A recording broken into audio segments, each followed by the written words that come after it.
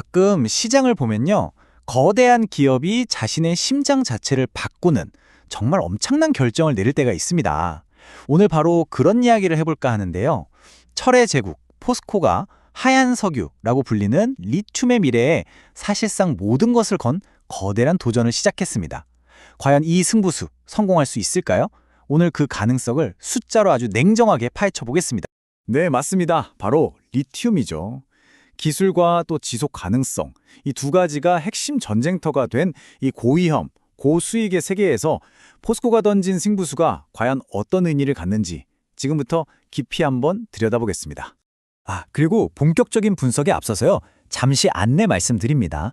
화면에 나가는 내용처럼 오늘 이 분석은 정보 제공을 목적으로 하는 참고 자료일 뿐입니다. 특정 종목을 추천하는 게 아니고요. 모든 투자에 대한 최종 판단과 책임은 투자자 여러분 본인에게 있다는 점 꼭 기억해 주시기 바랍니다. 자, 그럼 큰 그림부터 한번 그려볼까요? 전기차 혁명이 불어닥치면서 리튬은 말 그대로 하얀 석유가 됐습니다. 금처럼 귀한 자원이 된 거죠. 이 시장의 주도권을 과연 누가 쥐느냐? 이게 앞으로 미래 산업의 판도를 결정한다고 해도 과언이 아닐 겁니다. 아주 간단히 말해서 리튬은 그냥 21세기 산업의 심장이라고 보시면 돼요.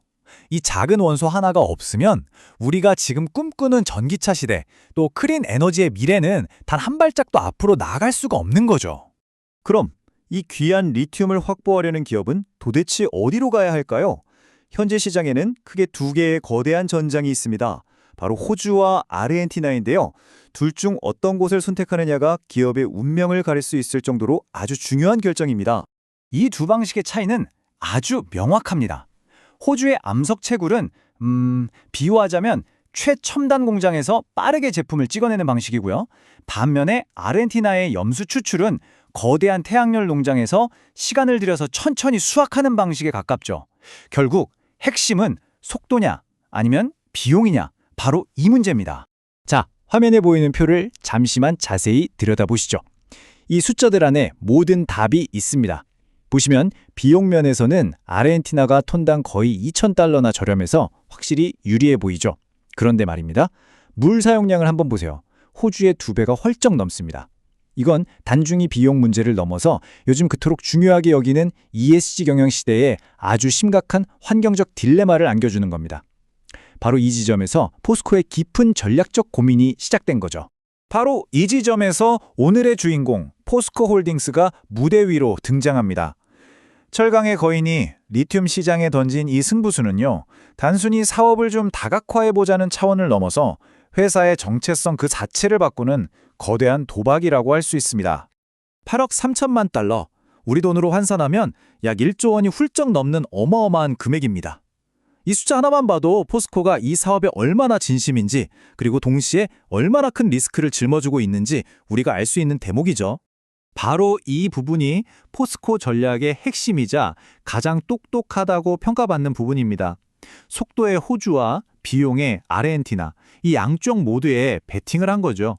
제 20년 투자 경험에 비춰보면요, 이렇게 변동성이 큰 원자재 시장에서는 한쪽에 올인하는 것만큼 위험한 게 없습니다. 포스코는 지금 체커 게임이 아니라 체스를 두고 있는 겁니다. 자, 그럼 이 영리한 전략이 재무적으로는 과연 어떤 결과로 이어질까요? 시장의 전문가들은 어떻게 예측하고 있는지 지금부터는 숫자를 통해 직접 한번 확인해 보겠습니다. 화면에 보시는 건 미래에셋증권의 분석 자료입니다. 모든 이야기는 단 하나의 연도, 바로 2026년으로 모아집니다. 포스코의 이 거대한 투자가 마침내 이익으로 폭발하면서 기업의 가치가 완전히 재평가될 변곡점으로 지목되는 바로 그 해입니다. 화면에 보이는 이 복잡한 재무제표 한번 보시죠. 숫자들이 많아서 좀 어려워 보일 수 있는데 전혀 겁먹으실 필요 없습니다. 지금부터 가장 중요한 단 하나의 포인트에만 집중할 거거든요.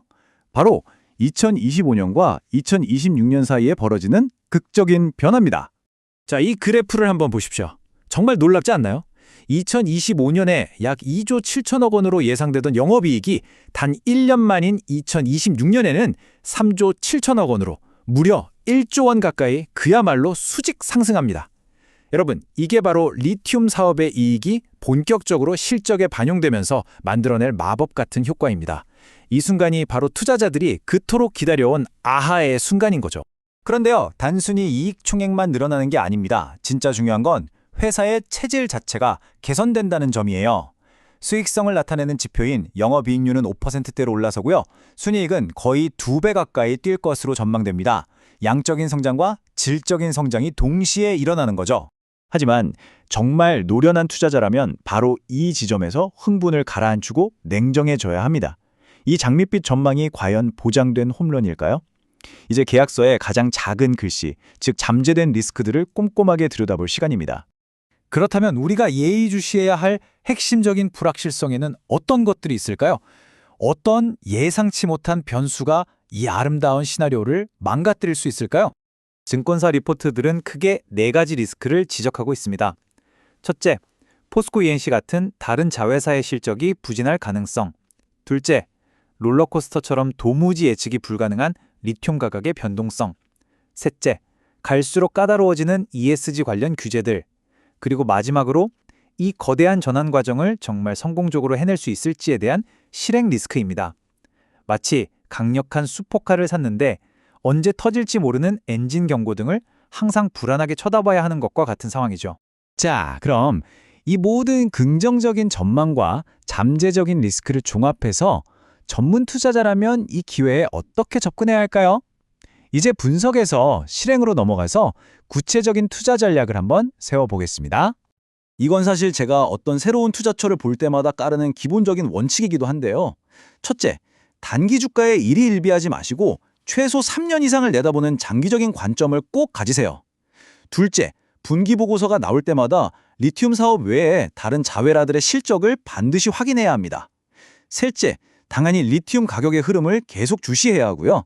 마지막으로 가장 중요한 것, 아무리 매력적인 투자처라도 포트폴리오 분산 원칙은 절대 잊으시면 안 됩니다. 포스코는 철강이라는 자신의 과거와 정체성 그 자체를 바꾸기 위해 수조 원을 베팅했습니다. 이제 우리 투자자들에게 남은 질문은 단 하나입니다. 당신은 이 거대한 도박에 함께 하시겠습니까? 오늘 분석이 여러분의 투자에 작은 영감이라도 드렸다면 정말 좋겠습니다. 앞으로도 더 날카롭고 깊이 있는 분석을 놓치고 싶지 않으시다면 구독과 좋아요 그리고 알림 설정까지 꼭 부탁드립니다. 오늘 포스코의 이 위대한 도전을 통해 주식시장의 미래를 읽어봤습니다. 단기적인 변동에 흔들리지 않고 큰 그림을 보는 지혜가 그 어느 때보다 필요한 시점인 것 같습니다. 이상 주식으로 세상 이야기였습니다.